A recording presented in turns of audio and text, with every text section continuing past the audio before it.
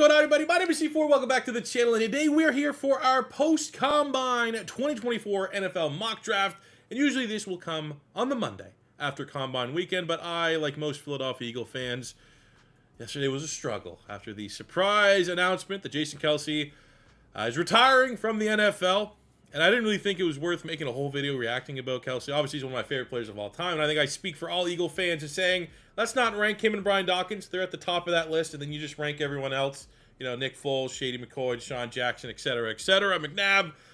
Those two are now, like, enshrined. One offense, one defense. Put them right there. It sucks. I was kind of hoping there's going to be a little bit of like a Wolf of the Wall Street ending where he just goes, I'm not going anywhere, rips his shirt off. One more year type deal. So it's an absolute bummer that that is over. And I mean, I'm not going to, like, what could I bring up? He talked about my favorite moments during his retirement speech. It was an all-time retirement speech, just like his Super Bowl speech. Go watch it. I think even if you're not an Eagle fan, you will appreciate. I mean, he's just all-time football guy. So it sucks that he's no longer there. And hey, maybe that'll influence this mock draft here a little bit. This is going to be a mock draft that has traits. And it is going to have movers from the Combine. We're going to have a little bit of fun here today.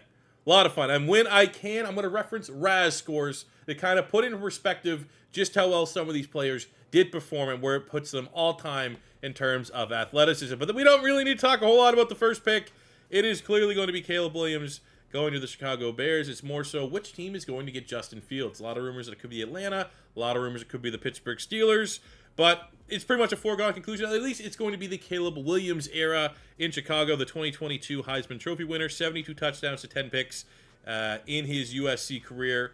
My pro comp for him, I guess to throw something different that I might not have talked about, I think he's Kyler Murray, which is a positive.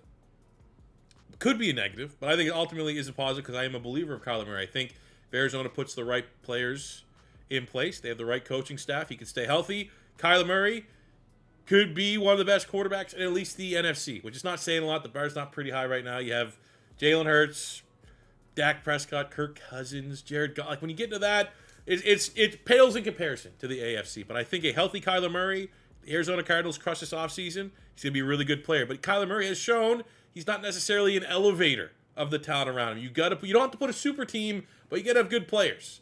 I think that's going to be Caleb Williams. I think the Chicago Bears need to continue to build on the offensive side of the ball, get a running back, finish out the offensive line, get DJ Moore some help. You have Cole Kmet, who's nice. But I don't think Caleb Williams is going to be a quarterback that elevates a team. He can't just go to any team and thrive. But if Chicago creates a winning environment around him, which they failed to do with Justin Fields, hopefully they learned from the mistakes they made with Justin Fields. I think Caleb Williams is going to be a damn fine franchise quarterback in the NFL. Pick 2, we have the Commanders.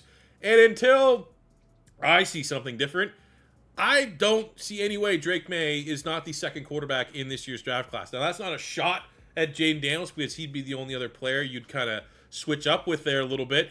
But for my money, Drake May has all the tools. 6'4", 225, cannon of an arm, 62 touchdowns to 16 picks. He's averaged in his 2 years as a starter 600 yards rushing and 8 touchdowns a year. He's a dual threat. He can win with his legs. He can win off script. Has all the arm talent in the world. Processing you'd like to see pick up a little bit. Maybe tighten up the throwing motion. All correctable things. And with there's being no complete quarterback in this year's draft class, you kind of got to go on ceiling. And personally, I think Drake May's ceiling is a little higher than Jaden Daniels. Personally, I think Drake May as a day one starter, comparable to Jaden Daniels, if that's kind of what puts puts him ahead of Drake May. But for my money, Drake May is firmly quarterback 2 in this year's draft class. But I think also firmly quarterback 3 and firmly a top 5 pick in this draft class is Jaden Daniels. However, and this is kind of a popular trade out right now, I do not have New England staying there at pick number 3. We're going to have some trades in this mock draft. I'm not going to worry so much about the compensation, but I think out of all the teams that are going to be hungry and aggressive to trade up, the Minnesota Vikings have the most need to do so because they have a elite all-world wide receiver. They have made a trade to bring in a top 5 tight end in Hawkins. You have all the pieces. Jordan Addison was a first-round pick. The offensive line has some dudes there. Maybe reassure that a little bit. But the Vikings are essentially like, get them a quarterback, and they could absolutely compete immediately in the NFC. So I have them trading up. They're the most desperate of all the teams that needs that quarterback now in getting Jaden Daniels. It looks like Kirk Cousins is going to bounce. Where he's going to land up, I don't know. Hell, he could end up in New England, and I wouldn't be shocked. but I want to see the Minnesota Vikings be aggressive. Jaden Daniels, last year at LSU, almost 5,000 yards total between rushing and throwing, 50 touchdowns, only 4 interceptions. And I like Jaden Daniels when he was a true freshman at Arizona State. Pac-12 after dark, I would watch him play, throwing to Brandon Ayuk, and I think he had like 17 touchdowns, 1 or 2 picks on the. Like, he was very impressive. I was surprised that things fizzled out there. I remember like when he left Arizona State, they were like trashing him in the locker room and stuff like that. I was like, which was weird. But he went on, reinvented himself at LSU, had an insane season, went nuclear. Was he officially the runner-up last year for the Heisman? But I think if I'm the Minnesota Vikings, I'm being aggressive. I'm going up, and I'm getting a quarterback.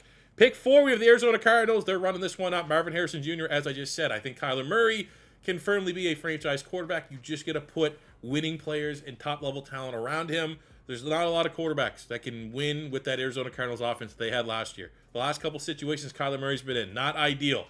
Didn't work out with DeAndre Hopkins. Go out, get Marvin Harrison Jr. I think that could potentially be a gigantic needle mover for the Arizona Cardinals going forward. Marvin Harrison Jr. averaged 1,200 yards and 14 touchdowns in his 2 years at Ohio State, which is tough to do because there's been a lot of mouths to feed at Ohio State. But he is incredible, as complete of a wide receiver prospect that we've seen since probably Jamar Chase coming out of LSU. I think that is, you're laughing if you're the Arizona Cardinals if he falls to you at 4. Pick 5, we have the LA Chargers, and I'm going to have them protect Justin Herbert and go out and get Joe Alt, offensive tackle from Notre Dame, who's been my offensive tackle 1 forever, which is not that hot of a take, but most people had Fashanu forever as OT1, where I had Joe Alt, which is a little pat on the back for old C4. And the Raz site, for some reason, is not loading the speed and agilities if I just go out the site, so I'm going to use old MathBomb's Twitter, where he has the updated Raz scorecards here. Joe Alt, 991, 13th all-time. We're just going to say all-time. It goes back to 1987 for the Combine. 991, 6'8", elite in the agility, which is insane. Usually you don't get the 2. You get the big, long guy. They're a little bit awkward, a little bit stiff. Don't have the greatest feet. No, that's not easy. Easy, complete tackle. This is one of the best tackle prospects that we've seen in quite some time. You know, I was wrong on Evan Neal. I thought Evan Neal couldn't miss. I'm a lot more confident in Joe Alt being the real deal. And I think if you're the Chargers, put him and Rashawn Slater. That is 2 franchise offensive linemen to protect Justin Herbert. You don't want to continue.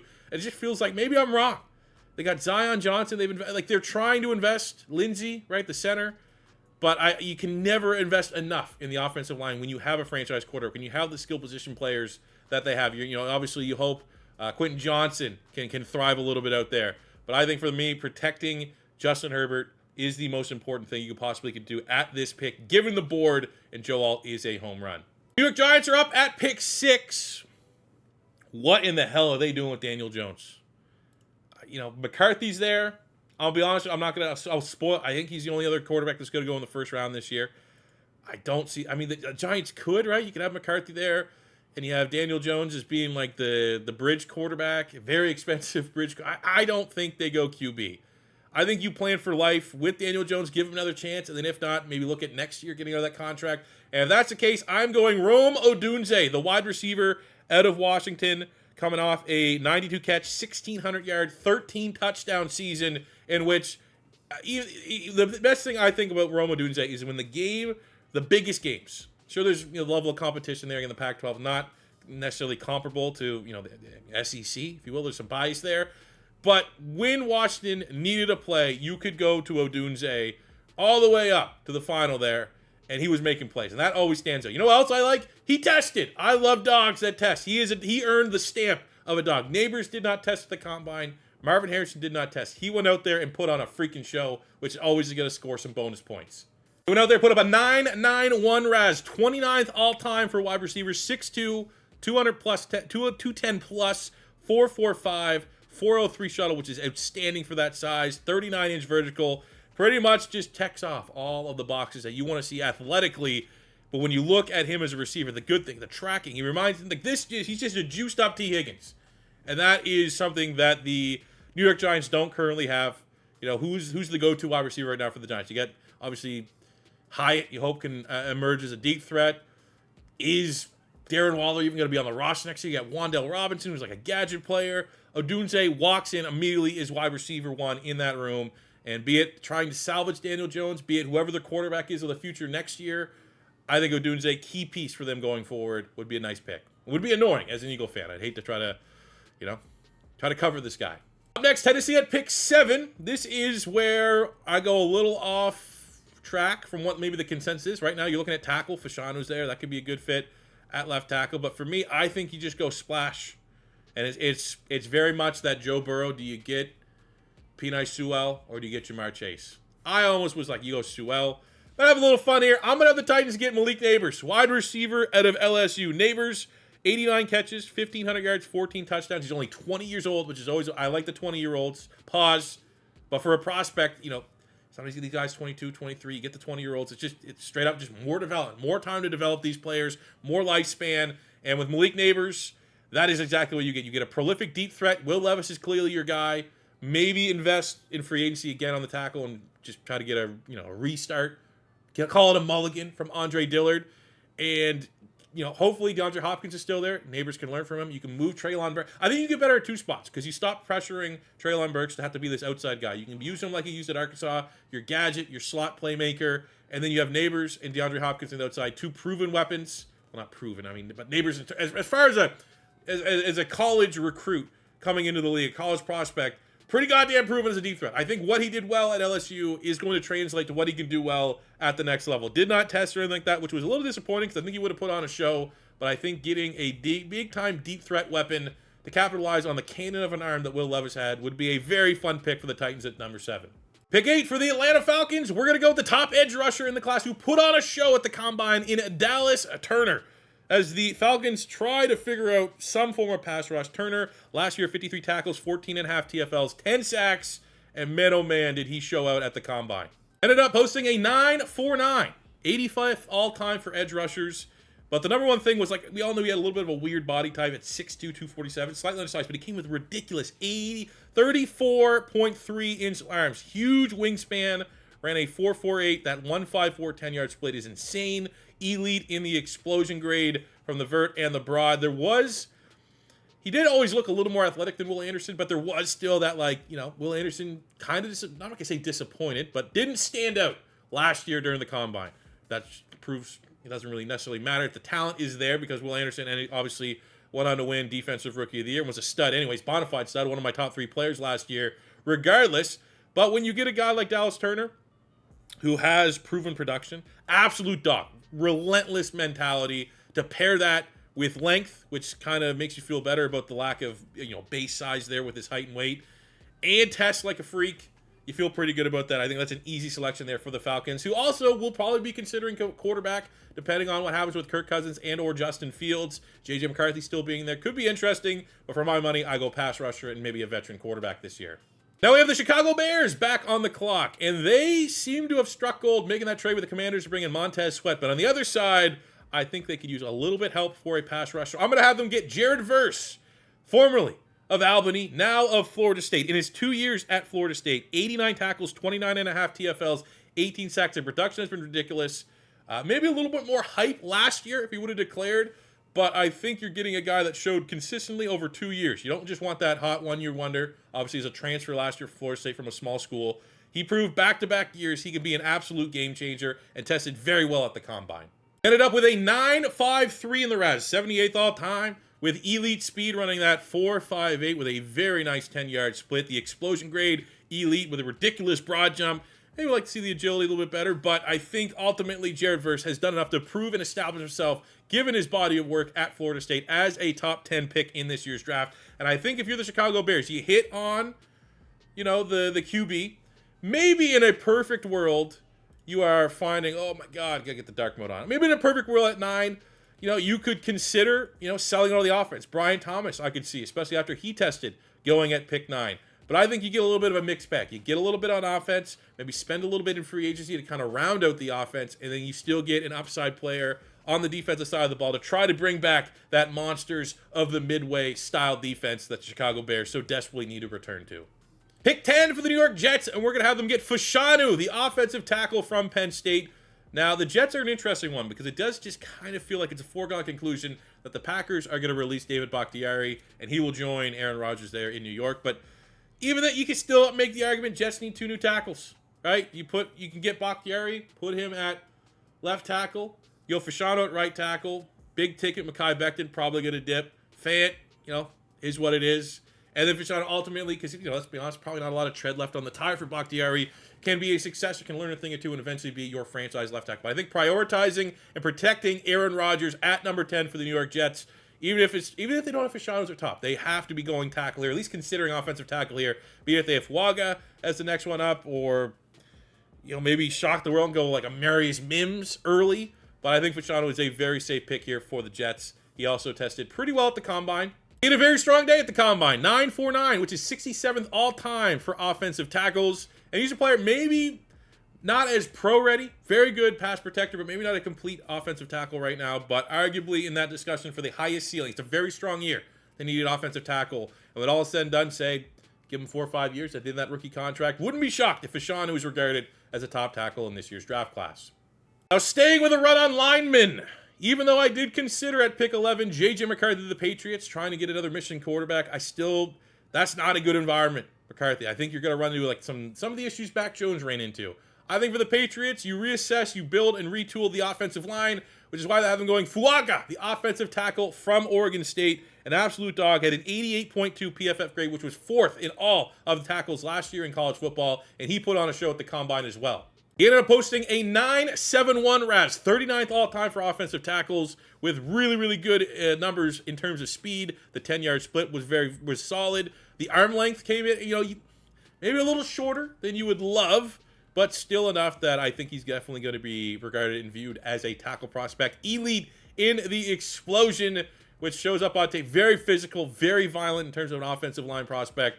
And I think for the Patriots, versus just panicking and trying to get a quarterback and throwing him in not an ideal situation, I think you reset a little bit, build to the trenches, flush out that offense, go with a veteran quarterback. Like, I actually think Kirk Cousins would be a very interesting quarterback to go there and kind of reset a little bit in New England. But you build up the offensive line again, you find some more skill position players, and then you go out and get your quarterback. And I think it's just a little early for them to get a rookie and try to develop. I don't think it's a great environment to develop one, so let's build through the trenches. But very similar to my last mock draft, at pick 12, I think Sean Payton is going to say, screw it, let's go J.J. McCarthy. Maybe even more so that they release Russell Wilson. They have an insane $85 million cap hit, dead cap that is, so they can't invest in the squad. So I think having a rookie quarterback contract is going to be paramount for them to try to retool and handle that dead cap hit. And they're going to go get J.J. McCarthy, who was a top 5 recruit at the quarterback spot. 72% completion percentage, 3,000 yards, 22 touchdowns to 4 picks. But he's very much a developmental quarterback. I think he gets some dual threat ability. I think, you could make the argument after Jaden Daniels, he could be the most athletic quarterback in the class. I think Keaton Slovis actually tested surprisingly well. But in terms of, functional athleticism, he shows a lot of it at Michigan, can scramble, can play off script, has all the tools, just needs the refining. And I think a guru who has earned the reputation of a guru in Sean Payton is going to see someone like J.J. McCarthy and also understand the salary cap implications. You can't really go with Jarrett Stidham, right? So I think Denver, J.J. McCarthy makes a lot of sense, more so to the Sean Payton tie. At pick 13, we have the Vegas Raiders. I'm going to have them select Quinyon Mitchell, corner out of Toledo. Scout the player, not the helmet. I mean, it's not necessarily the same because Cincinnati was popping off a little bit, but still the idea. Sauce Gardner, Cincinnati Bearcat corner, going as high as he did. He's thrived. He's one of the best corners in the NFL. I think Quinyon Mitchell proved it. Stood out at the Senior Bowl. 3 years as a starter at Toledo. 116 tackles, 7.5 TFLs, 6 interceptions, and an absurd 45 pass breakups. His tape is as good as any corner in the class. Maybe you can make the argument level of competition, but I think when you saw how he tested this weekend, that kind of put all those doubts all away because he really did stand out in a pretty good group, especially the top end of corners in this year's draft class. Ended up putting a 9.75, 56 all-time for corners, 6'1", 195, 38 inch vertical, but the speed, man, undeniable speed, 4.33. I actually thought that looked faster. A 1.51 split is insane, and I'll tell you right now, I'm an Eagles fan. We need corners. I would love somehow all these teams to disrespect the fact that it says TOLEDO there and not Alabama, Ohio State, for him to fall down because he is a dog. I think he's my favorite corner in this year's draft class. I think the athleticism has just bumped him right up to that number 1 spot. And for the Raiders, finally trying to get some stability to the back end of the defense, I think Antonio Pierce is going to value dogs. Quinyon Mitchell is a dog. I think it's going to be a new mentality of the drafting and the prospects they bring in there, which is absolutely out of any franchise in the league that needs a revamp in that department is the Vegas Raiders. I think it starts with getting Mitchell. Next up, we have the New Orleans Saints at pick 14, and I'm going to have them get a pro-ready player, especially with everything that happened with Ryan Ramczyk, like, is he officially retired? It's looking like he's not going to be with them next season, which makes it like, oh shit, the Saints are clearly a team, especially with Derek Carr, they're going to win now. And I think out of the tackles that are available, Latham might not have the highest ceiling, but I do think he's the most pro-ready. An 82 PFF grade, which is just outside the top 15 last year, but played a lot of big-time games for Alabama. Powerhouse. Shot that he's one of the most powerful players in this draft. I know, for better or for worse, I've seen some comps in the scouting community to Trevor Penning in a way. Hopefully, hope it works out a lot better, but I think ideally, like, what attracted the Saints to Trevor Penning is probably what's going to attract them to J.C. Latham. But I think you're getting a priority player that's going to be plug and play on that offensive line, and I think that is very important right now for the Saints to hit at 14. A guy that can contribute, not a guy that's a year away from being a year away at that tackle spot. Up next, we have the Indianapolis Colts at 15, and this has been a pick I've been fairly consistent with. I like them getting Brock Bowers. Don't even look at the TE there. He is a receiver. Sure, he's a tight end. Sure, he come in and tested, and he didn't test, but the big thing for him was the height. Some people are saying, is he 6'1"? 6'2"? Came 6'3", so he kind of breaks out. He's George Kittle. You're getting George Kittle 2.0. Get that safety net. Get that always there, reliable type weapon for Anthony Richardson. Get a guy that the dog can block and help out Jonathan Taylor. You know, you build on, looks like Michael Pittman's going to be returning. You got Josh Downs, who's a really good playmaker, and kind of just slowly put all these pieces in place for the Indianapolis Colts. So really, it's just going to come down to, you know, and the offensive line's looking better. It's just going to come down to the health of Anthony Richardson. If Anthony Richardson can stay healthy with the addition of Bowers on top of what they already have, they have the weapons in place to be a contender in the AFC. And I do think someone like Brock Bowers will be immense to the development and continued development of Anthony Richardson, which should be a top priority for the Indianapolis Colts. At pick 16, we have the Seattle Seahawks, who are going to look to get a little bit more juice on the edge. Mafe broke out a little bit. Wosu is, I think he probably better as a rotation than all-out starter. So rather than get Latu, the edge rusher from UCLA, a PFF all-star, 96.3 PFF grade, which is like the highest I've ever seen. In his 2 years as a starter at UCLA, transfer from Washington, 87 tackles, 34 TFLs, 23.5 sacks, 5 forced fumbles. He's been the most productive defender in all of college football. You know, technician. That's what everyone ranted and raved about. He is technically the best pass rusher, has the best pass rush skill set. IQ is off the charts. And that was pretty much set in advance because we weren't expecting him to test particularly well at the combine. And he went out and had a day. And it's not insane, but very reasonable. Anytime you're above a 9, you can't knock a player for their athleticism. Showed better speed than expected. 6'4", almost 6'5", 260. So he's a little bit heavier, especially some of these guys that post big numbers that are, 240 in the 230s. He's a bigger edge rusher, brings pretty good length as well at the position. And I just think you get a guy, when you look at this, where he's not necessarily winning and getting drafted because of athleticism, he's going to age well. You got these players that are getting drafted on their athleticism and their upside, but if they never reach that upside, you're not going to get that value in the pick. Or if they reach that upside, but they've got there on their athleticism, as they get older, you lose that athleticism. Someone like Latu is always going to be good. That's the idea in making a pick like this, because he wins with the IQ, he wins with the technique, and you don't really lose that, like barring injury. So he's going to age well, maybe better than some of the top edge rushers in this year's draft class. I think that'd be a great pick for the first pick of the post-Pete Carroll era in Seattle. I'm completely ripping off this trade from Dane Brugler, and I love this trade, and it involves my Philadelphia Eagles. So don't worry, this is not the last trade. But the Jacksonville Jaguars are sitting there at pick 17, and old Doug Peterson's going to help out his old team. So we're going to have Philadelphia trade. I don't know what the compensation. I don't think it'd be anything crazy. But they are going to move up a couple spots from 22 to 17 and end the slight free fall of Terrion Arnold.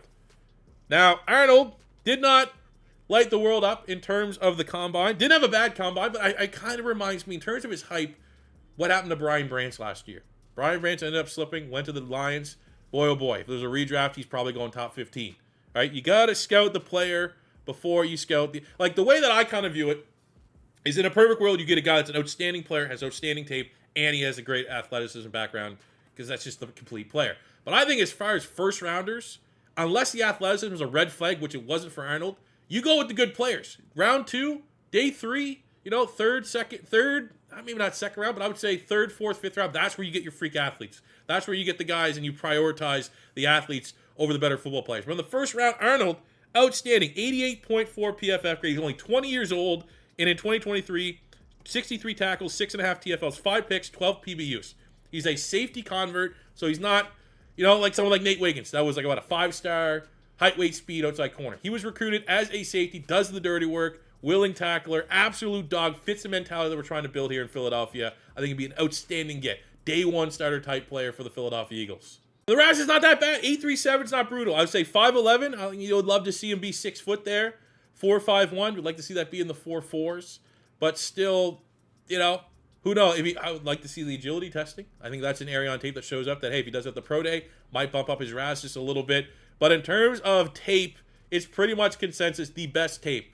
It's given the level of competition. It's really between him and Quinyon Mitchell. But the fact that he was able to do that at Alabama, I think he'd be a perfect fit for the Eagles secondary. You just can't, as Philadelphia, go with James Bradbury out there again. I get the contract. You might not be able to get out from it. You know, you got Isaiah Rodgers who could step up for the Philadelphia Eagles a little bit. But I would love to see the Eagles, who love drafting the helmets too. Philly loves their Georgia, Bama, proven type players. Arnold would be absolutely a player Howard Ostman would be willing to trade up for. Next up, we have the Cincinnati Bengals at 18, and they're finally going to throw some assets at protecting Joe Burrow and getting an absolute freak and Amarius Mims. He's only started like 10 games for Georgia. Why the hell is he going here? Not a ridiculous PFF grade for what that's worth. He's about a 76, which is kind of middle of the mall. It's not a bad one, but it's not elite. However, where he is elite is freak athleticism.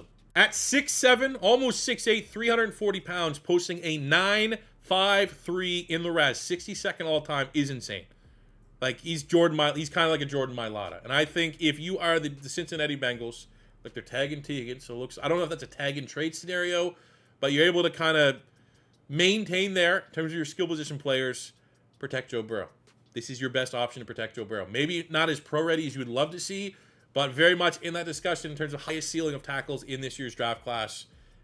Protect Joe Burrow. And you know what? Hey, maybe protect Joe Burrow.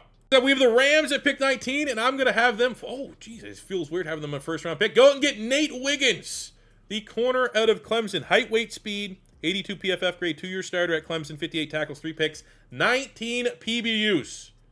Boy, oh boy, did he show out at the Combine. And I think when you look at the Rams secondary, let's get a guy that can challenge what they wanted in Jalen Ramsey. I'm not saying he's Jalen Ramsey, but clearly they want that big splash guy in the corner. They've been surviving on finding some value picks, but now you get a guy that has upside to be that corner one on an island type player, especially after the freakish speed he showed at the Combine.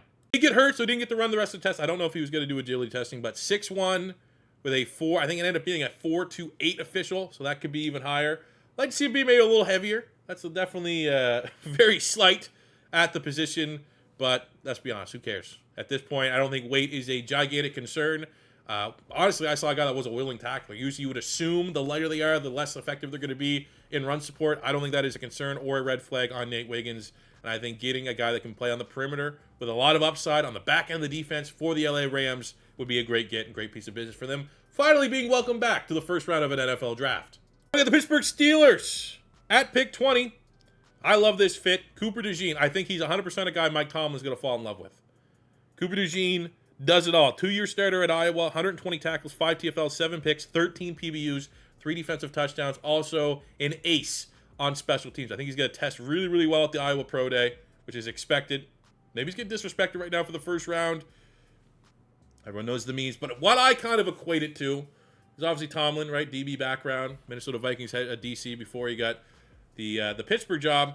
And I think what they valued, what they liked to trade and make the aggressive move to get Minkah Fitzpatrick is exactly why they're going to fall in love with Cooper DeJean. That's kind of my pro comp there a little bit. I see a lot of Cooper DeJean and Minkah Fitzpatrick, guy that can play pretty much everywhere in a secondary at a very high level. I think that's exactly what you get in DeJean for the Pittsburgh Steelers, who enter, feels like almost every draft, needing corner help.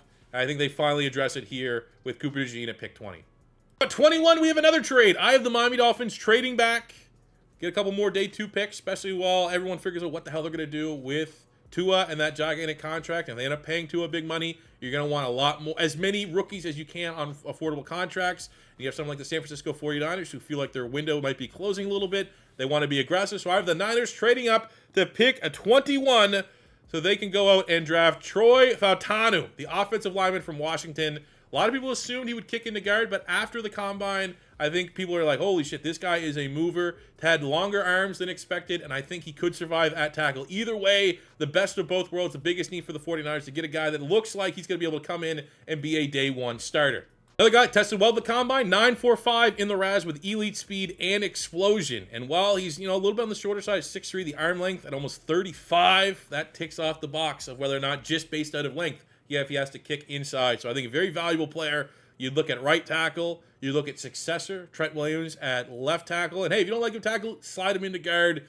Either way, you're getting a player that's going to be able to contribute on that offensive line immediately for the 49ers as they look to try to get back to a Super Bowl.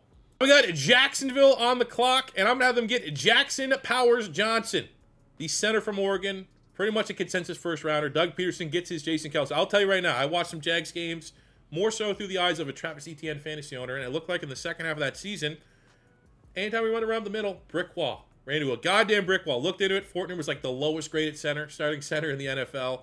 So now it is time on the retirement of Jason Kelce to try to get someone that's kind of a regen. Different body types, but the hype is pretty much the same. Didn't test enough to get a full Raz, but you see by the bench press, you see by the explosion grade, he is very much a big-time athlete. And I think the biggest thing, too, day one starter. You don't have to wait. You don't have to nurture. You don't have to grow and develop this guy. Plug and play right away, and he's going to be immediate help to the interior of that line for the Jacksonville Jaguars. We have Houston at pick 23, where I'm going to go on the D-line. D'Amico Ryan's going to pound the table to say, hey, let's keep fleshing out this defense. We hit on Will Anderson. Let's go again. And they get a breakout in Byron Murphy II out of Texas, coming off a 91.1 PFF grade and 8.5 TFLs, 5 sacks, was dominant. All the hype going in to the last year's college season was Tavondre Sweat at D-tackle. And Byron Murphy kind of came out of nowhere, had a breakout season. I think he'd be an outstanding fit on that defensive line there. And D'Amico would definitely bring the most out of him. People were a little surprised by the weight. Thought he'd be closer to 310 than he would be under 300 pounds. But you saw the athletic testing, just a ridiculous athlete. That 10-yard split shows off the just true explosiveness.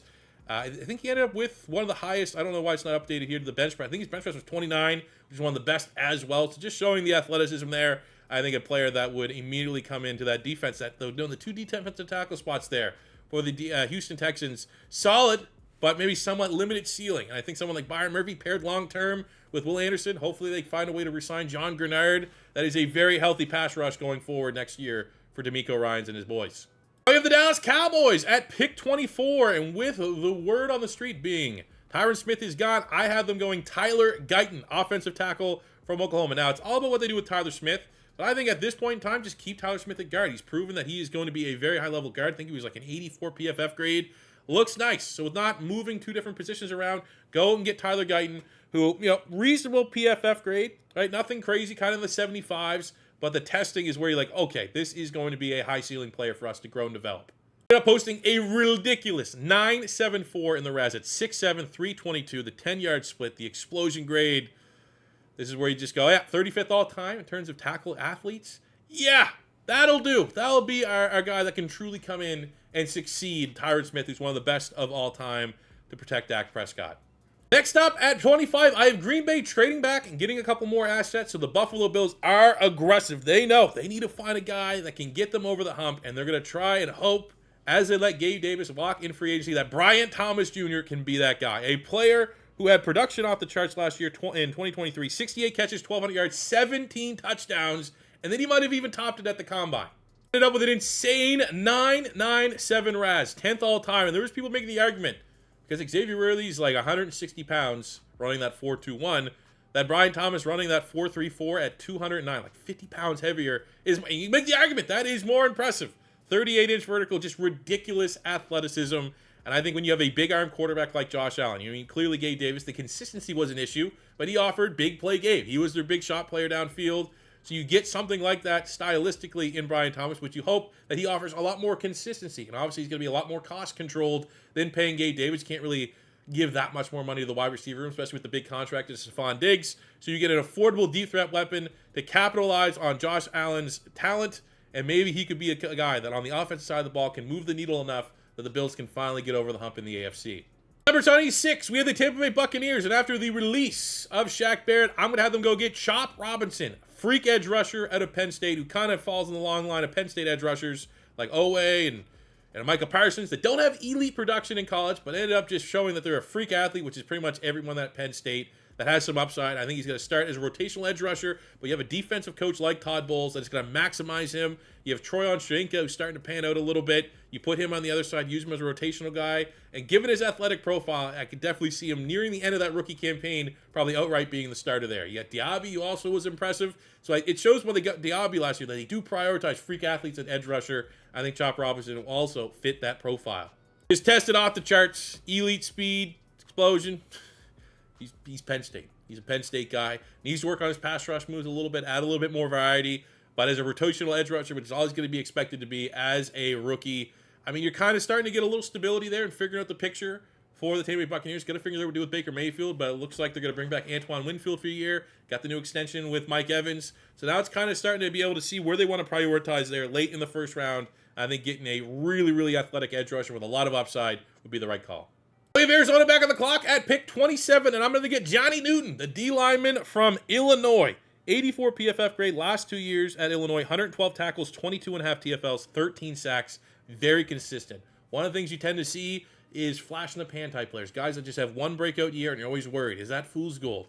Newton has been consistently one of the best interior defensive linemen over the last 2-3 years in college football. I think he'd fit well in Jonathan Gainon's front.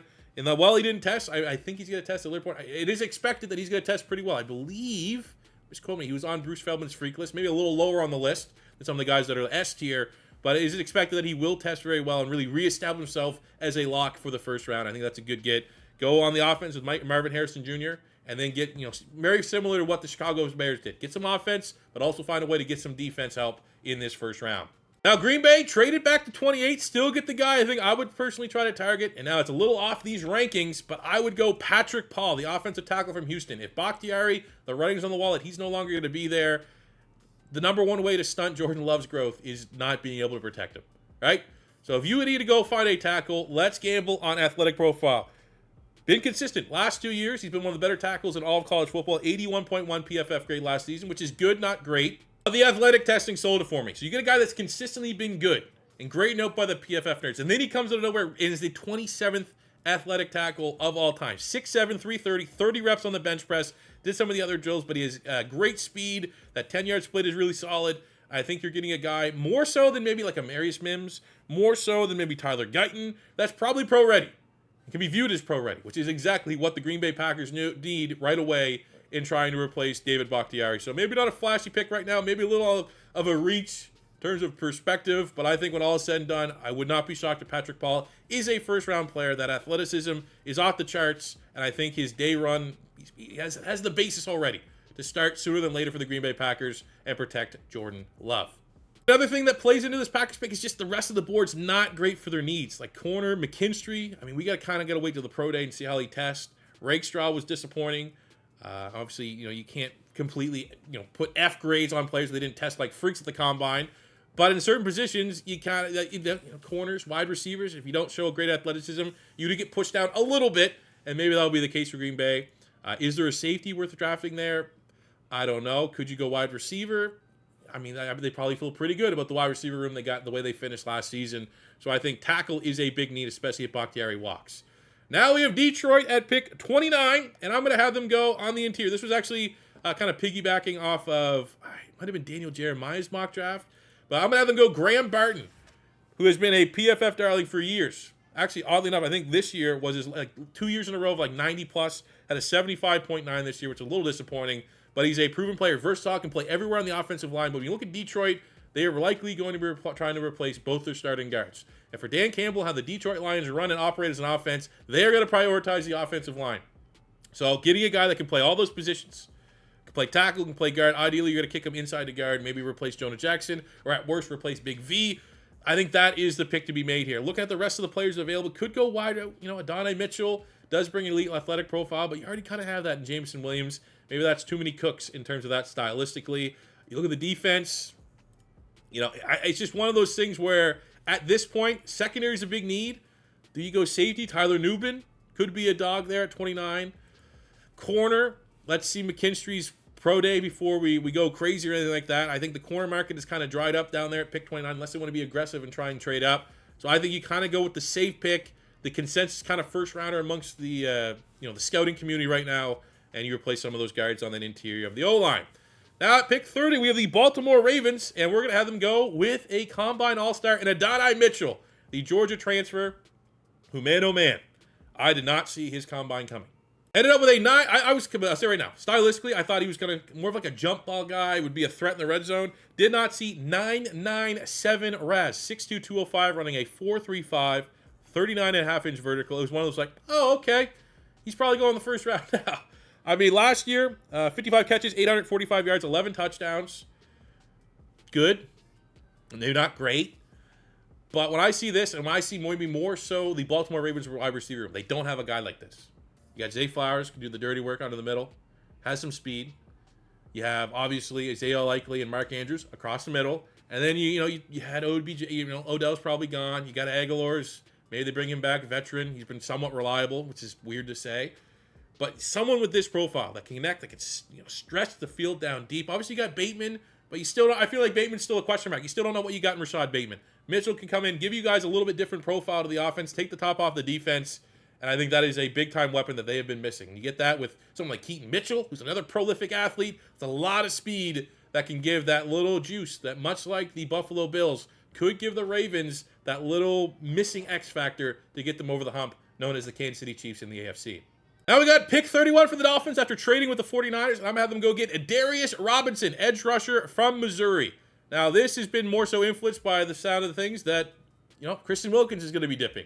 So you are losing a massive impact playmaker on that defensive line. And Darius Robinson, who stood out during the Senior Bowl, has grinded his way into that first round discussion, had a ridiculous 2023. 43 tackles, 14 TFLs, 8.5 sacks, and he is a machine. One of the most aggressive dog-type players in this year's draft class.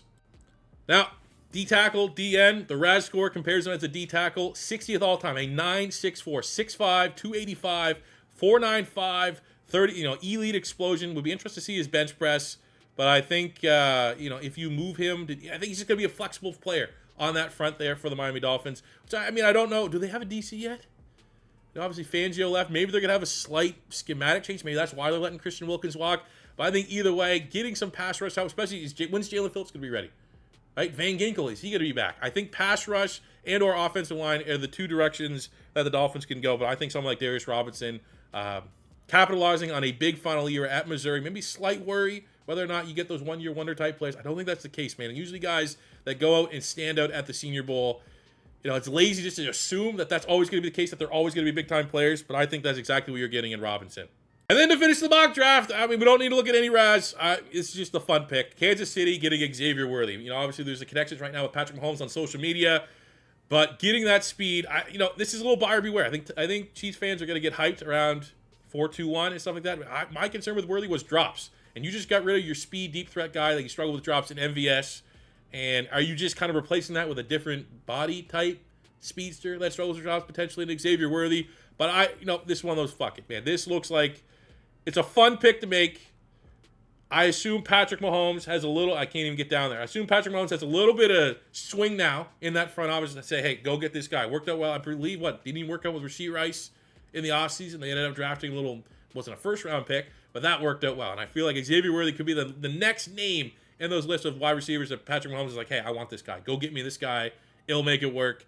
I think that'd be really fun. Adding that much, fun for one team and everyone else that wants to see this dynasty crumple.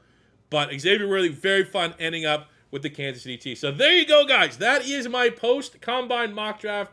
Had a couple trades here. Would love to hear what you guys think. Do you think I nailed it for your favorite team? Do you think I was off the mark for your favorite team?